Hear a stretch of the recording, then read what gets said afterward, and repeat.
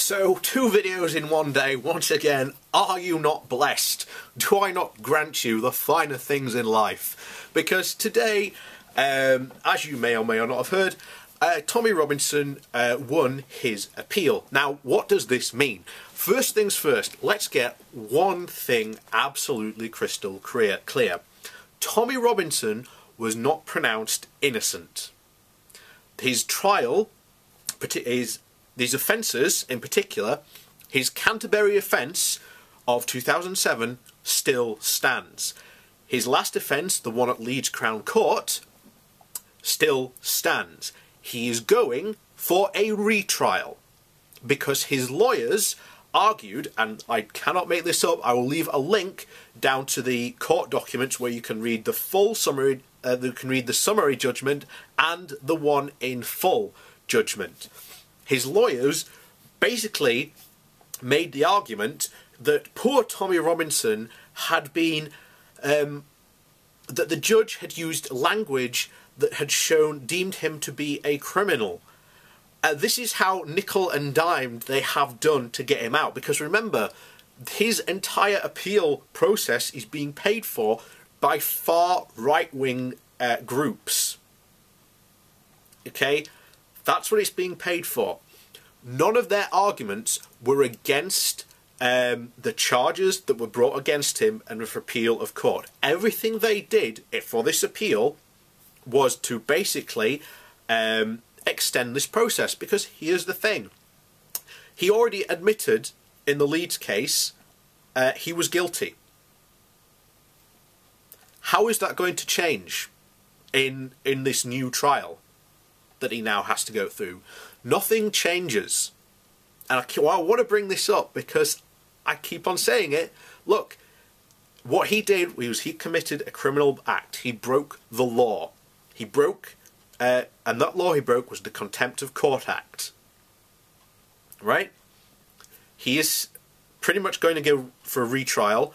He's going to be found guilty because there is nothing new you can present that would show he was not innocent. In the video, he accuses the defendants at the time of the trial of crimes and charges that they were not, that had been dropped against them. He makes other allegations against the defendants, which, by the way, I think they have a good case for libel and defamation. I'm trying to remember which one it is now, because one's written and one's spoken. I think it's defamation. I can't remember now. I can't remember the difference between the two, but it's one of them.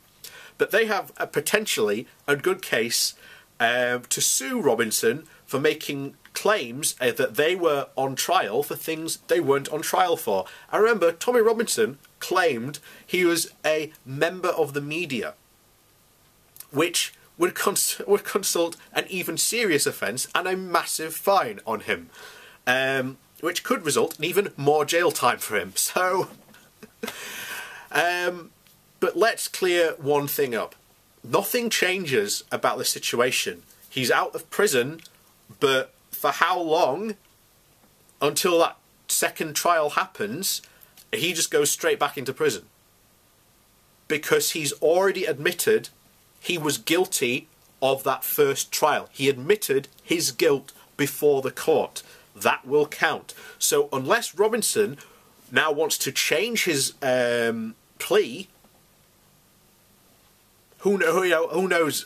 I don't know what he intends to do, but he's got all this money now provided to him by far right-wing sources, which, again, you have to be incredibly careful of, because they've got a radical agenda they want to push in the United Kingdom. And Robinson is, as described by Steve Bannon, the backbone of the country. No, Steve, Tommy Robinson is the furthest you can think of being the backbone of this country. He is an absolute twat of the highest order. So, let's make this clear. I will leave the link to the court finding down below. This comes directly from the court, so you can read it from yourself. All that happens is that Tom Robinson or Stephen-Yaxley-Lennon to use his real name, goes for a retrial in a month or so, and then ends up back in prison. That's literally what's going to happen. There is no new evidence to support him somehow being innocent of this. All the evidence is still there of him committing this crime. He admitted to committing this crime. Look in the summary, it goes through the charges of what he was accused of and what he admitted to doing that day in Leeds, outside the Crown Court. So, this isn't a win, guys, by the longest stretch. A lot of you Free Tommy supporters are massively putting the horse before the cart. So yeah, he's free, but, you know, count the days until he goes back into prison. You know, that's literally what's going to happen. Because, like I say, there is no way, no evidence of any way, shape, or form that proves that he was innocent of this contempt of court charge. So, shortest retrial in history? I think so.